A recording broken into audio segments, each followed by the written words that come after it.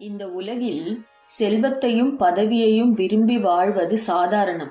ஆனால் சிலர் தங்களின் வாழ்க்கையை முழுவதுமாக இறை வழிபாட்டிற்கும் பக்தர்களின் சேவைக்கும் அர்ப்பணிக்கிறார்கள். அத்தகைய நற்பெருமை பெற்றவர்களின் ஒருவராக திகழ்ந்த நாயன்மாரை பற்றி இன்று பார்ப்போமா? சிவ பக்தர்களுக்காக தன் வாழ்வை முழுமையாக ஈடுபடுத்தி தன் சொத்துக்களை முடியும் வரை ஒப்பந்தமாக அர்ப்பணித்து இறைவனருள் பெற்ற பெருமைக்குரியவர்.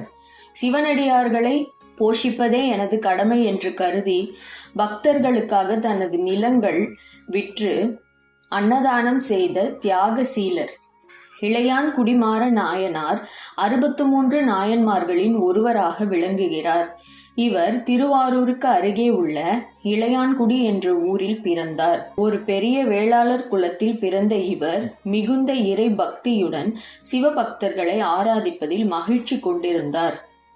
இளையான் குடிமாற நாயனார் மிகவும் பெரும் தயாளி. சிவபக்தர்களை அவர் அன்னதானத்தால் உபசரித்து வந்தார். எந்த நேரத்தில் சிவபக்தர்கள் வந்தாலும் அவர்களை சிறப்பாக உபசரித்து அவர்களின் பசியை தீர்த்து ஆனந்தம் அடைந்தார். அவர் தம் சொத்துக்களை எல்லாம் அன்னதானத்திற்காக பயன்படுத்தினார்.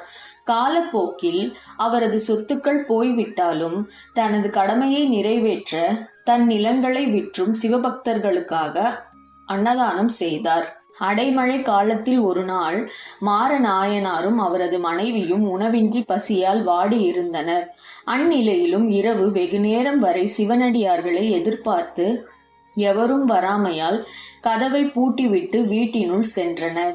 நள்ளிரவில் சிவபெருமான் அடியார் உருவில் அவரது வீட்டுக்கு வந்து கதவை தட்டி அழைத்தார். மாறனார் கதவை திறந்து சிவனடியாரை வீட்டினுள் வரவேற்று தங்க இடம் கொடுத்தார். வீடு தேடி வந்த சிவனடியாருக்கு உணவளிக்க வீட்டில் ஏதுமில்லையே என மாறநாயனாருக்கு வருத்தம் மிகுந்தது. கடன் கொடுக்கவும் யாரும் இல்லை என்று கலங்கிய மாறநாயனாரிடம் அவர் மனைவி அன்றைய பகல் பொழுதில் நிலத்தில் விதைத்த நெல் மணிகள் மழை நீரில் மிதந்து கொண்டிருக்கும் என நினைவுபடுத்தினார். மாறநாயனாரும் மகிழ்வுடன் சென்று அவற்றை சேகரித்து வந்து கீரைகளை பறித்து வந்தார்.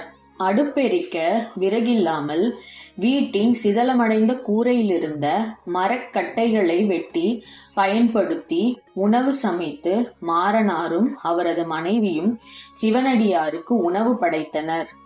அடியார் உருவில் வந்த சிவபெருமான் ஜோதி பிழம்பாய் தோன்றினார்.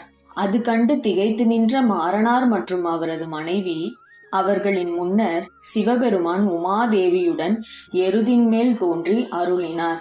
எம்மோடு நீயும் கைலாயத்திற்கு வருக என அருளினார். நன்றி.